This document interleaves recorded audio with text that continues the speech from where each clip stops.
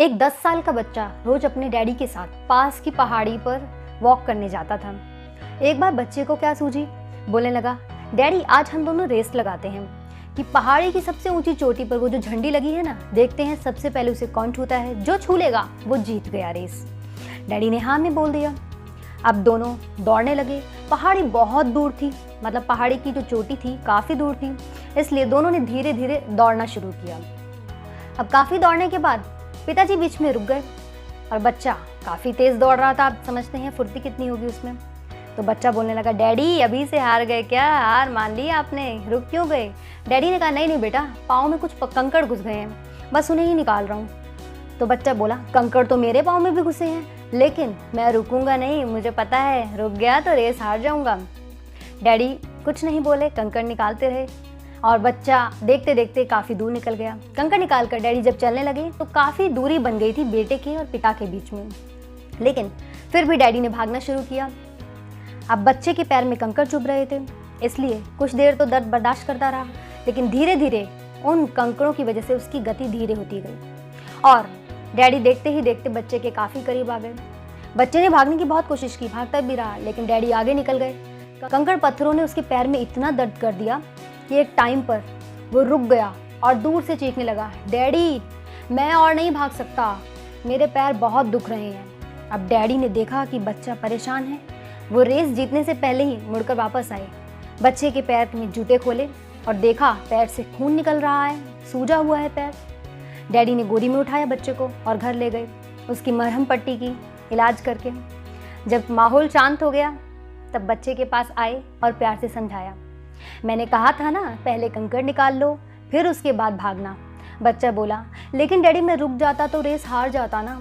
Daddy ने प्यार से समझाया, ऐसा नहीं है बेटा, रेस तो अब भी नहीं जीते, लेकिन समय से कंकड़ निकाल देते तब शायद ज़रूर जीत जाते।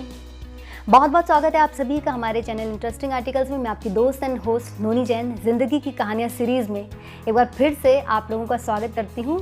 कहानी सिर्फ यहीं तक नहीं थी, अगर इस कहानी को अपनी ज़िंदगी से रिलेट करें तो हमारे साथ भी तो यही समस्या है।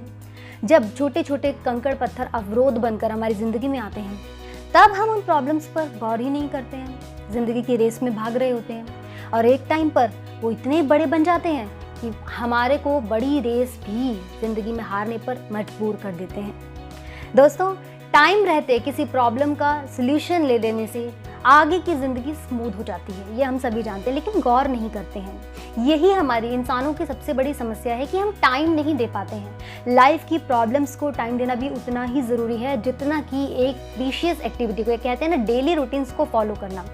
देखिए, हम सबको पता है कि जब तक हम जिंदा हैं तो यार जिगजैग लाइफ है, इसमें अप्स एंड डाउन्स आते ही रहेंगे।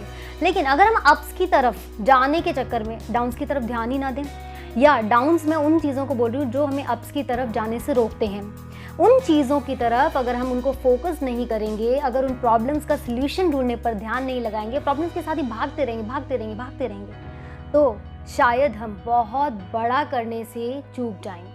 कोशिश कीजिए, जब समस्याएं छोटी हों तभी उनका सल्यूशन निकालिए, तभी उनसे निजात पाने के तरीके ढूंढिए। शुरू में समस्याएं छोटी होती हैं, लेकिन इनका समाधान ना ढूंढने से ये धीरे धीरे कब बड़ी हो जाती हैं पता ही नहीं चलता, और एक टाइम पर वो छोटा सा कंकड़ हमें खून बहाने पर मजबूर कर देता है। जबकि उसको उसी टाइम 1 मिनट मिल जाता तो इतने दिन की चोट उस बच्चे की ठीक हो जाती। अब उस चोट को ठीक होने में हफ्तों लग जाएंगे। पिताजी ने भी समझाया और मैं भी यही समझा रही हूँ कि सच बात है, पैर ठीक होने में कितना समय लग जाएगा, लेकिन वहाँ पर 1-2 मिनट का उन कंकड़ पत्थरों को निकालना था। तो लाइफ की ऐसी छोटी छोटी समस्याओं को आप भी निकाल फेंकिए, जल्द से जल्द आप भी टेंशन फ्री रहिए और टेंशन फ्री रहकर ज़िंदगी की रेस में दौड़िए। कोशिश कीजिए ये चीज़ें अप्लाई करने की। दोस्तों, कहानी कैसी लगी ये ज़रूर बताइएगा कमेंट बॉक्स में। अगर फेसबुक पर देख रहे हैं तो हमारे फेसबुक पेज ज़िंदगी की कहानियों को फॉलो कर लीजिए। यूट्यूब पर देख रहे हैं तो यूट्यूब चैनल इंटरेस्टिंग आर्टिकल्स को सब्सक्राइब करके बेल आइकन पर क्लिक कर दीजिए। फिर मिलूंगी नेक्स्ट कहानी के साथ, नेक्स्ट सीख के साथ, मैसेज के साथ, मॉरल के साथ। तब तक के लिए ध्यान रखिए अपनी फिटनेस का, अपनी लाइफ की प्रॉब्लम्स के सल्यूशन ढूंढने का। स्वस्थ रहिए, मस्त रहिए, खुश रहिए, खुश रखिए। Bye and take care.